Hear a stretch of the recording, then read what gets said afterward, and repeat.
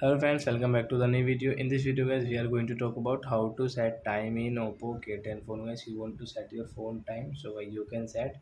In this video guys, I will show you how to set phone time in Oppo phone. Let's see how to set. First of all, open your phone setting to set your phone time.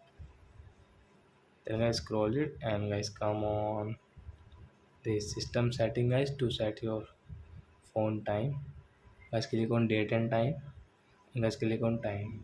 This time is wrong and guys, correct time is now guys 11. So you can take R from here guys 11 and guys this listed minute.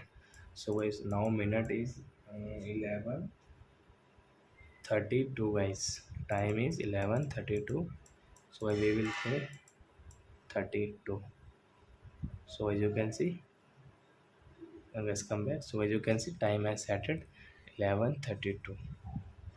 So I hope friends you have understood how to set time in Oppo K10 phone. So that's it guys. Thanks for watching my video. Now we will meet our next video with new topic. Before guys, please go and like and subscribe my channel. Bye.